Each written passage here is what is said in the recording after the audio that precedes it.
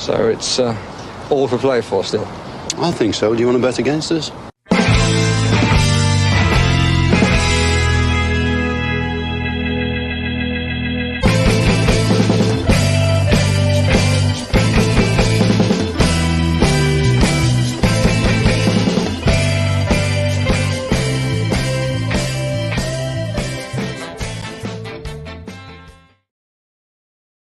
Hello, Aston Villa fans, and handy if I brought my microphone close to my mouth, wouldn't it? Hello, Aston Villa fans, and Bannock Deal off Eda Podrick Guiv, August Falcher of Quig on show. And that's a small bit of Irish. That's about as far as I can go today for the day that's in it. St. Patrick's Day, the day they named after Paddy Kelly, the day the patron saint of abusing the ref. I think St. Patrick was. And speaking of St. Patrick, we have a man that's doesn't look very saintly after the night he put down in London last night. There in the background, we're going to wait for him to get stationary himself. Paddy is after joining us there, but thank you so much to everybody for waiting for the team sheet tantrum. It's a bit it's a bit of a later one today because of no, Gav. I don't think I was. Well, maybe I was maybe a minute late, but this was always going to be a later one today because of in Ireland on St. Patrick's Day we have St. Patrick's Day parades. I don't think that'll be news to anybody here that isn't Irish. And we had to go to a St. Patrick's Day parade, and we're actually going to another one later on today. So things you do when you've got little chiselers around the place. But Paddy is here, the patron saint himself, and he's just at a tube station that looks like an overground probably, Leytonstone, on his way in towards the ground. But Paddy, what's the feeling like in and around London today? And I'll bring up the team while you're chatting to us. Well, I suppose the big shock is that we've got Duran and Watkins, which is great. We have Watkins, which is amazing, that we were worried about. Everybody seems very calm and very a little bit quieter after our good friends in Fulham doing us a great solid last night. So everybody seems very positive about today, which could go either way. But look, you see that big man in the middle of that picture? This could be his day. This could be the day that he pushes on and becomes a hero. And I have full belief. I have full belief that he could do that today.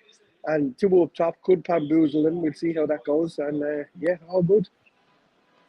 Yeah, so just in case anybody's been living under a rock, as I said, this is a later team sheet tantrum today, but we have Martinez in goals, Konza, Longley, Pau Torres, and Alex Moreno. Bailey, Tielemans, Douglas Luiz, and Morgan Rogers with Duran and Watkins up top. It's a very attacking side. I wonder if it's going to be more of a 4-2-3-1 kind of setup that we have today. I wonder, is it going to be more of a case whereby Rogers comes into that 10 role, more or less play 2 10s, going back to the PTSD of Steven Gerrard's time with the club. Do we play that kind of like box midfield maybe the Unai had when he first came in here, except it would probably be Rogers and actually it's difficult to see who would be that box midfield there, you know, playing that type of it's supposed to be Rogers and Bailey in the 2-10 positions, I suppose, and then Tielemans and Dougie Luiz back further. So it's going to be interesting to see how this does pan out. It very much looks like to me, Paddy, that we're going to go absolutely helter-skelter in the first 20 minutes, half an hour in this game, try and get a lead.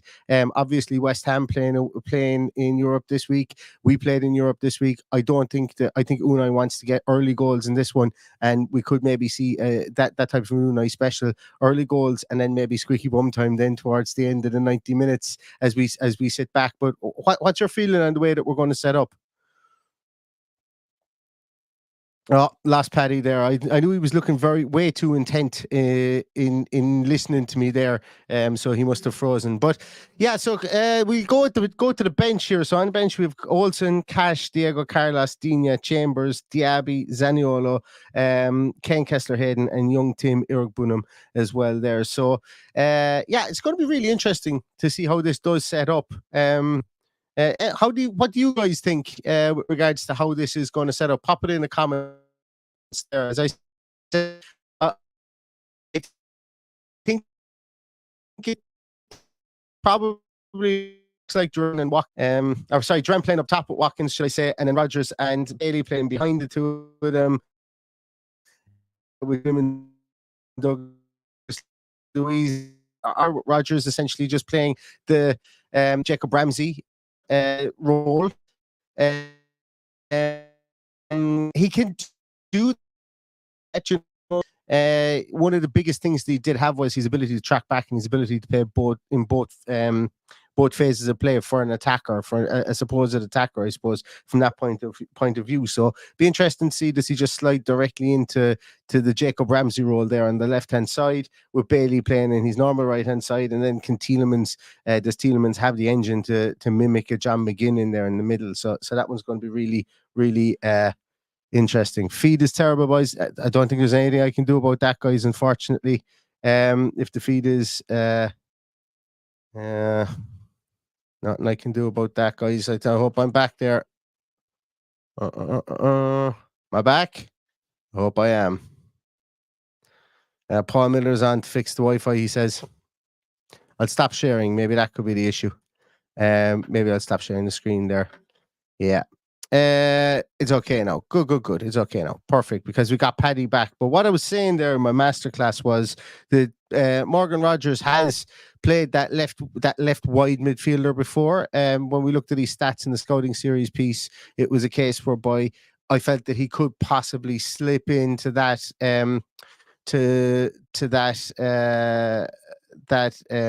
Jacob Ramsey role on the left hand side if we were to play a flat midfield four, and we'll see if that is the case today. And Matt Allen, oh my, wow, Matt has just gifted 50 subs to the podcast. Wow, Matt, thank you so much. That's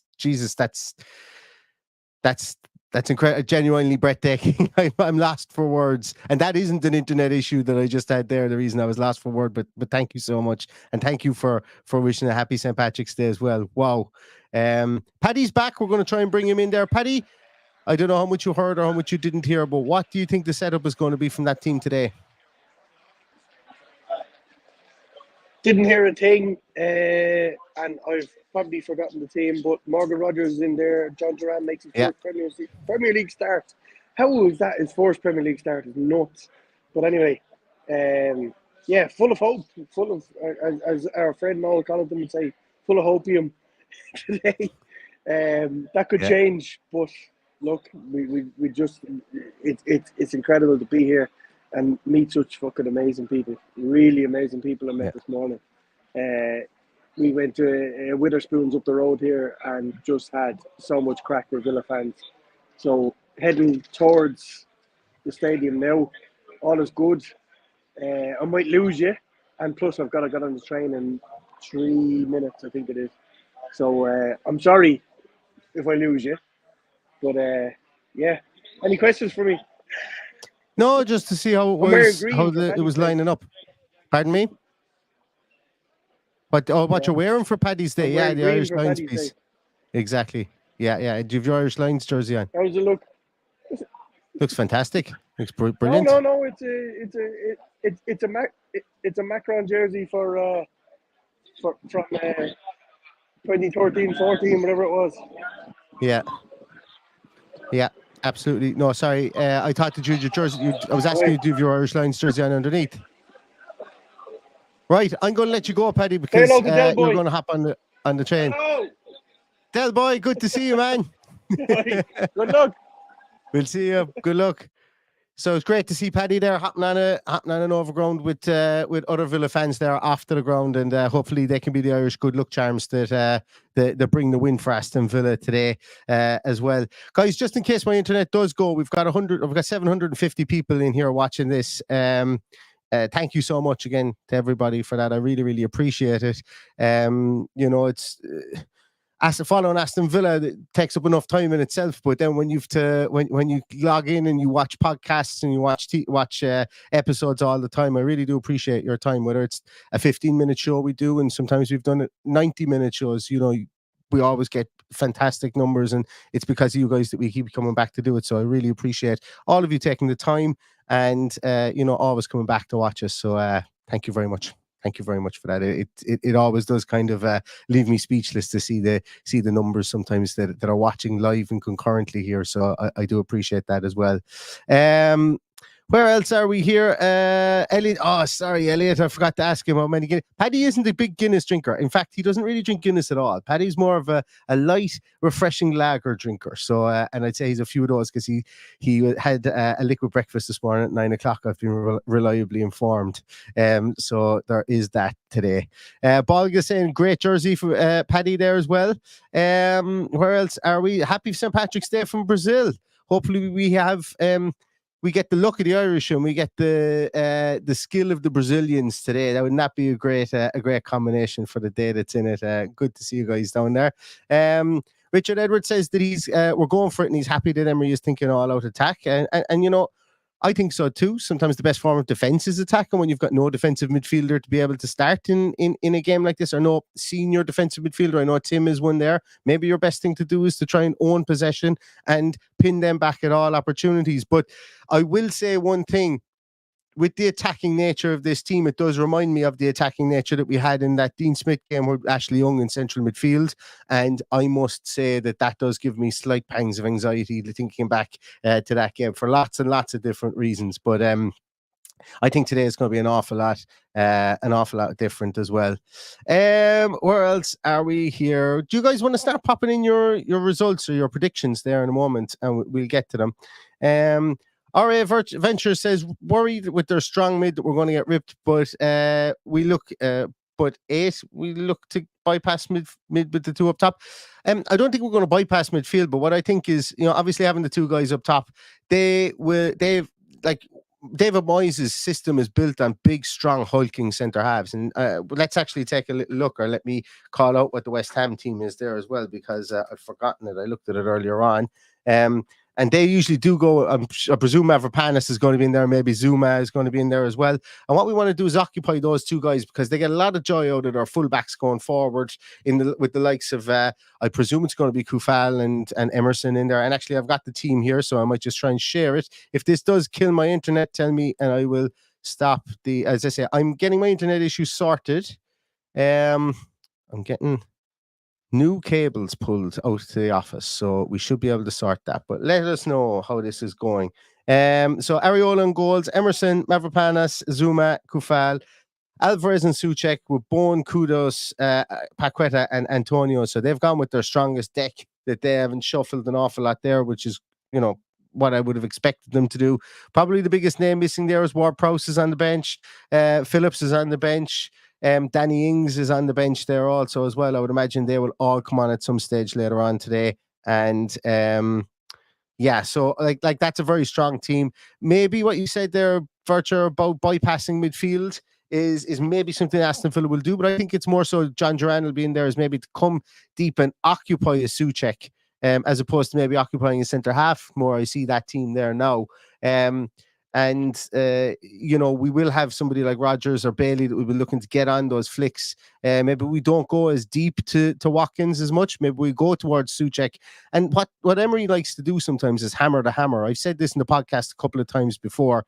He does like to hammer the hammer. And what I mean by that is he likes to go directly after what a team's strongest point can be. We've done it. We did it last year to Newcastle when we hammered Kieran Trippier. We went at him, you know, from the very first minute, and we got great joy out of him, and we won that game 3-0. And it was at a similar time of the season that we played Newcastle that we're playing this West Ham team today. And there's a lot on the line for Aston Villa today, so I'm hoping that we go and hammer the hammer today as well.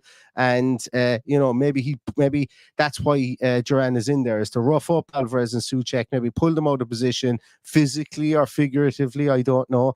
And maybe it's the balls will be shortened slightly, that's flicked on from Duran to try and get Mavropanos and Zuma turning. I love the look of Mavropanos. I think he's a really, really nice defender.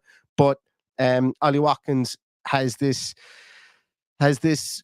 great knack of getting joy out of good all-round defenders, you know, regardless of who they are. The only person that I've seen really kind of, and in fairness, Watkins did get some sort of joy before he went off, was Van de Ven in the last game.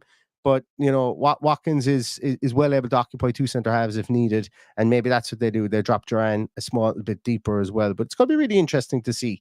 So I'm going to go for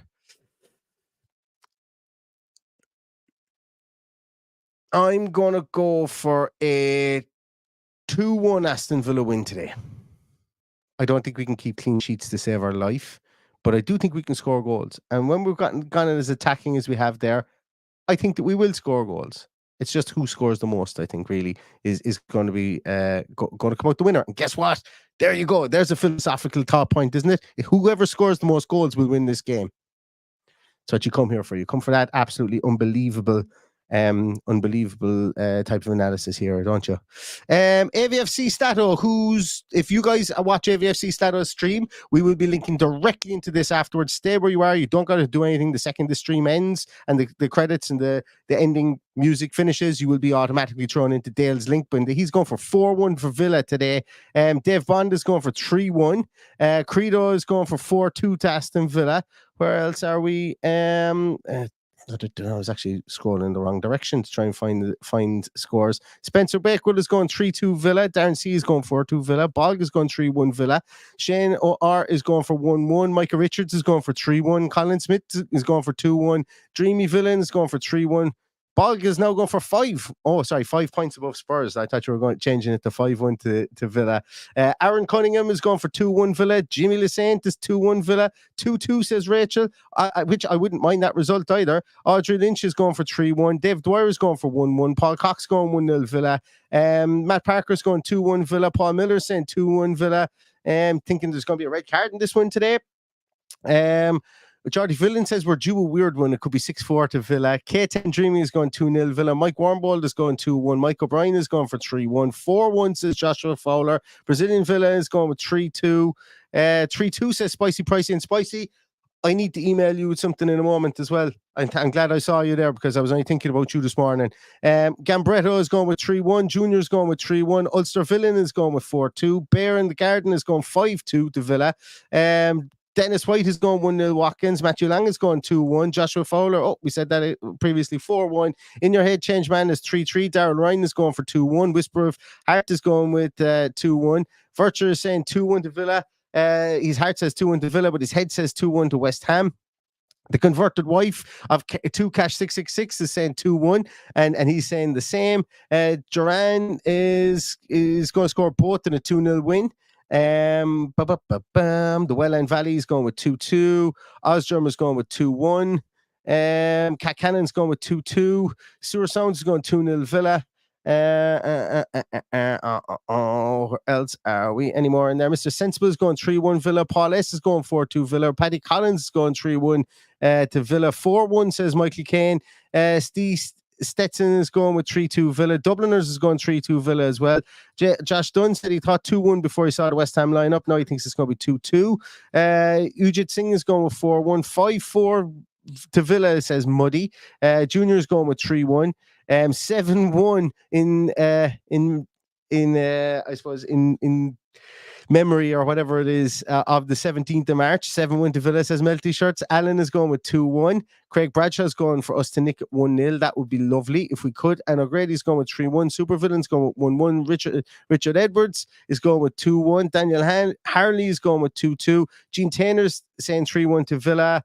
3-1 says the Irish Villain. 5-0 Villa, says HSS. English with Richard Park says 5-3 to Villa. Kadu Williams says 2-1 Villa. 3-1 says Elliot. 3-1 says Mr. Sensible. Margaret Farquhar says 2-1 Villa. David Miller says 3-2. And Bloom says 2-1. Fuzz the Duck says 4-3. What a great name. View Sonic is going with 2-0. David Stiles is going with 3-1. Robert is going with 2-0 Villa. Elliot Stevens going with 1-all. Tash Master Flash, another fantastic name, is going for 2-0 Villa. I do sound like I'm commenting on the horse racing, or else I'm one of those guys on Storage Wars who's doing the bidding on Storage Wars. Ronan Ward is going for 3-1. Sam is going for 2-2. Music Junkie is going 1-0 Villa. Lee Johnson's going 2-1. 14-12 says Matthew Dawson. Noel Coddington's going with 1-1 in the belly full of porter. Why not? Andrew Hilly is going Villa win 3-1, and that's going to do it. Oh, Bob Tomlinson in at the end with 2-1 Villa. Carson, excellent. Carson says 1-all. Flange is going with 2-1. Brilliant. And we're going to finish it in 2-1 because she says 2-1 Villa. Okay, so we can't have anyone. any more draws coming in there, just in case we jinx it. Guys, there's nearly 900 people watching this. This is absolutely bonkers. Thank you so much once again. For those of you who've just joined, I do like to go out of my way to say thank you for spending time with us, because time is the only thing you can't get back. You may be rich, you may be poor, you may be healthy, you may be unhealthy, but time is the one thing you can't get back. And when you choose to spend your time watching an Egypt like me with my potato powered internet in my my office that is turned upside down, I do thank you so much for that. As I can see my internet is screaming at me here to get rid of the live stream. But thank you so much, everybody, for watching. I am going to leave it at that because my internet does look like it's beginning to drop here slightly. Here's hoping to an Aston Villa win. We won't be back directly after the game with a post-match podcast. Just want to say that, guys. We won't be back directly afterwards with a post-match podcast. It'll be slightly later. I will pop up a time later on. So we normally go right on the final whistle. It's probably going to be something in and around 4:30, maybe closer to 5 o'clock when we do get on. As I say, there's St. Patrick's Day stuff to be done here, and daddy daycare is needed. So I do apologize for that, but we will be back with a post-match pod regardless, and hopefully we'll have Paddy on, and hopefully we'll be talking about a fantastic Villa win that catapults us up to 5 points above Spurs again and into a really, really good position. But we will see you again afterwards. In the meantime, everybody, stay safe, stay healthy, and law fail Padraig Hunnadit if you do celebrate. But thanks so much, everybody, for your time. All that's left to say is up the Villa.